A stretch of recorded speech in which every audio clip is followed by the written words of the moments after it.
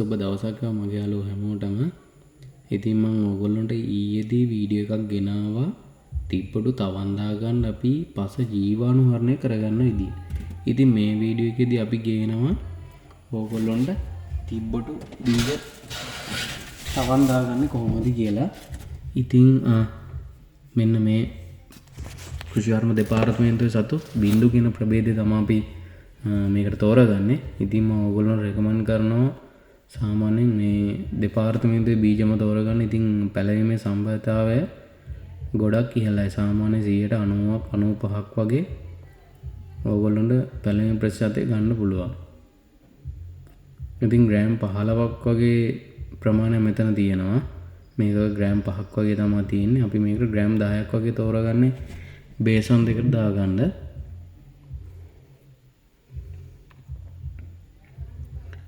ඉතින් අනිත් බීජ වලට සාපේක්ෂව තිබ්බඩු බීජවල පැලවෙන්න සාමාන්‍ය දවස් 15කට වැඩි කාලයක් යනවා. ඉතින් ඒ පැලවෙන්නේ නැතුව නෙමෙයි ඒ තිබ්බඩු ප්‍රභේදේ හැටි. ගොඩක් අය තෝරගන්න මේ බින්දු ප්‍රභේදය. මොකද මේකේ අස්වැන්න ගොඩක් ඉහළයි. ඕගොල්ලොන්ට ගහක ආයු කාලය අවුරුදු 1කමාරක් විතර පවත්වාගෙන යන්න පුළුවන්. කප්පාදු කර වුණත් අස්වැන්න ගන්න පුළුවන්. ඉතින් බීජ ඕගොල්ලොන්ට පැකට් ගන්න නැතුව ඕගොල්ලන්ට ගෙදරදී හදා ගන්නත් පුළුවන්. ඉතින් ඒකට මෙහෙම කරන්න සාමාන්‍යයෙන් අපි ගෙදර තිබ්බඩු ගහක් හැදුවොත් ඒකේ බීජ අරගෙන දැම්මට හැබැයි ඕගොල්ලොන්ට ප්‍රතිශතය ගන්න අමාරුයි. මොකද ප්‍රතිශතය ගන්න අමාරුයි කියන්නේ තිබ්බඩු බීජවල තියෙන පොඩි සිබිඩ්ඩක් වගේ එකක්. ඒ සිබිඩ්ඩ අයින් වෙන්න ඕනේ. ඉතින් ඔය සාමාන්‍ය සතෙක් එහෙම කාලා ගිහිල්ලා මල බහ කරපුවාම ඔයගොල්ලෝ දැකලා ඇති කැලෑවල එහෙම පැලවෙලා තියෙනවා. ඒ පැලවෙන්නේ අර එයාගේ බඩට ගියපුවාම මේක සිබිඩ්ඩ අයින් වෙලා තමයි.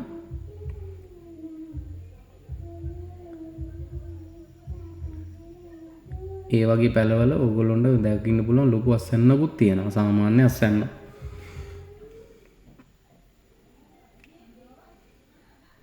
බීජ පැකට් දෙකක් අපි දාගමු. දැන් දෙවෙනි පැකට් එක තමයි මේ.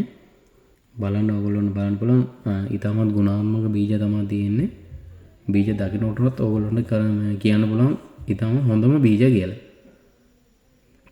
මේක නිකන් දාන්නේ අපි දානකොට මේකටත් කැප්ටන් දිලිරනාශකය තමයි පාවිච්චි කරන්න ඕනේ. මොකද කුඩු ටිකක් මේක භාජනයට දාලා හොඳ බීජ ටික කලවම් කරගෙන තමයි දාන්නේ. මොකද දියමලංකයන් වගේ රෝග එන්න පුළුවන්. ඉතින් මං කලින් තිබ්බඩු තවන් දාලා ඉන්න මම ඕගොල්ලොන්ට අත්දැකීමෙන් තමයි කියන්නේ එහෙම වෙනවා කියලා. මොකද බැරි වෙලා හරි ඕගොල්ලෝ කරන්න ගිහිල්ලා මේ විදිහ කැප්ටන් පාවිච්චි කරේ නැත්තම් දියමලංග පැල දිය මුලින් කඳ හීනි වෙලා පැල ඔක්කොටම රෝගේ බොල ඔක්කොම ටික මැරලා යන්න පුළුවන්. ඉතින් ඒ දේ වළක්ව ගන්න තමයි අපි කැප්ටන් දිලිරනාශකය පාවිච්චි කරන්නේ. ඉතින් මේකට තාම පොඩි තේ හැන්දක වගේ ප්‍රමාණයක් තිබ්බනම් ඊටම අප්‍රමාණවත්. මේ විදිහට අපි දා ගන්න ඕනේ.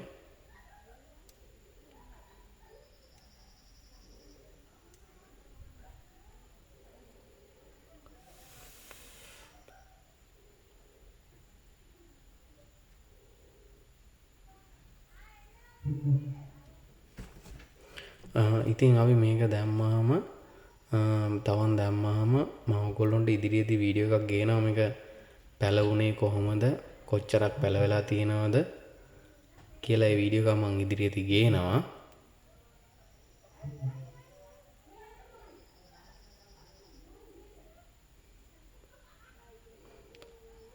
ඊට පස්සේ අපි කරන්නේ තිබ්බඩු සාමාන්‍ය කොළ 4ක් වගේ ආවහම මේ පැලේ ගලවලා අපි තනි පොට් එකකට ගන්න ඕනේ. තනි පැල විදියට තමයි අපි පාරිභෝගිකයට මේ පැල අලෙවි කරන්නේ. ගොඩක් බීජ අපි මේ විදියට දාගන්නකොට ඔයගොල්ලෝ බීජ දානකොට සැලකිලිමත් වෙන්න. මොකද පොකුරු විදියට බීජ වැටෙන්න දාන්න එපා. ඒක ලොකු ප්‍රශ්නයක්. මොකද පැල ගලවන්න ගියපුවාම පැල ගොඩක් එකක් ගලවනකොට පැල 10ක් විතර ඩැමේජ් වෙලා ගැලවිලා යන්න පුළුවන්. ඒක වළක්ව ගන්න ඔයගොල්ලෝ විසිරෙන්න දාන්න බීජ.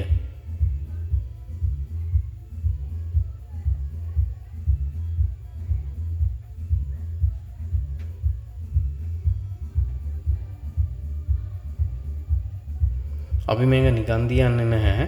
මේකට උඩින් අය පස් සාමාන්‍ය සෙන්ටිමීටරක වගේ ප්‍රමාණයක් දානවා. පස් කියන්නේ අපි මේකට පාවිච්චි කරන වගා මාධ්‍යම තමයි පාවිච්චි කරන කරදාහිය සමග මේකට ජල සම්පාදනය කරනකොට ඒක ගැන සැලකිලිමත් වෙන්න. මොකද ගොඩක් ජලය යොදන්න එපා මේකට.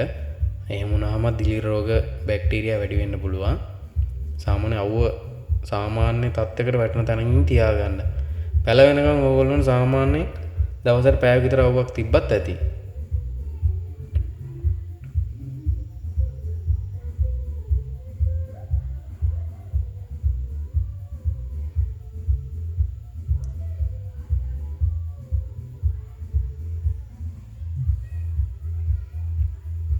ඔය විදිහට දාගන්න ඕනේ බීජ ටික. තව දෙයක් තමයි පස් දාන එකේ වාසියක් තියෙනවා. කුහුඹුව කුඹි වගේ සත්තු මේ බීජ රැගෙන යන්න පුළුවන්. ඒ හින්දා අර පස් වල වැහුනම මේක ඒගොල්ලොන්ට අරන් යන්න බෑ. එහෙම දෙයක්ත් තියෙනවා.